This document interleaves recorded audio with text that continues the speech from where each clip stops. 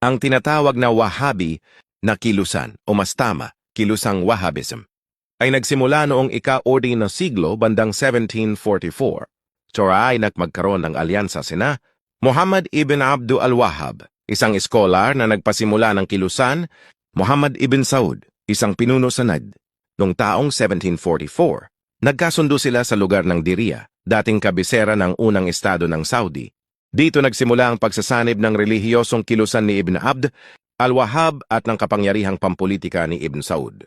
Mahalaga, hindi pa umiiral noon ang modernong Saudi Arabia na naitatag lamang noong 1932. Ngunit ang alyansang ito ang naging pundasyon ng ideolohiya at pamumuno ng Saudi Arabia sa kalaunan. Kaya, 1744, simula ng kilusang Wahhabi.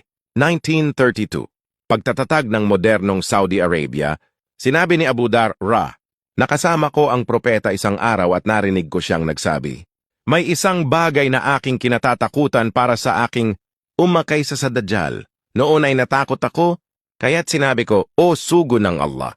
Ano ang bagay na yon? Siya ay nagsabi, mga naliligaw at nagliligaw na mga scholar, sanggunian ng Sunni. Musnad Ahmad, Main Saparpli. Pag 2T1334 at 121335, sinabi ni Abu Darda, ako ay kasama ng propeta isang araw at narinig ko siyang nagsabi, may isang bagay na aking kinatatakutan para sa aking umahigit pa sa Dajjal. Noon ay natakot ako, kaya't sinabi ko, O sugo ng Allah. Ano ang bagay na yon? Siya ay nagsabi, mga naliligaw at nagliligaw na mga scholar, sanggunian. Musnad Ahmad, Main Saparpli. Pag 2T1334 at 121335, sinabi ng propeta Muhammad, O Allah, pagpalain mo ang aming Sham, Syria, at ang aming Yemen. Sila ay nagsabi, at ang aming Najd o sugo ng Allah, sinabi niya, doon lilitaw ang mga lindol at mga pagsubok, fitna, at doon lilitaw ang sungay ni Shaitan, na sa Sahih al-Bukhari. Paliwanag. Ang Najd ay tumutukoy sa silangang bahagi ng Arabian Peninsula noong panahon ng propeta.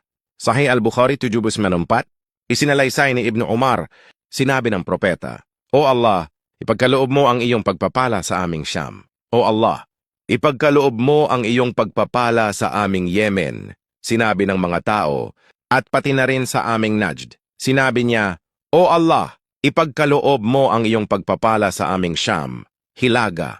O Allah, ipagkaloob mo ang iyong pagpapala sa aming Yemen. Sinabi ng mga tao, O sugo ng Allah, at pati na rin sa aming Najd. Sa tingin ko, sa ikatlong pagkakataon sinabi ng propeta, doon sa Najd ang lugar ng mga lindol at mga pagsubok, at mula roon lalabas ang bahagi ng ulo ni Shaitan.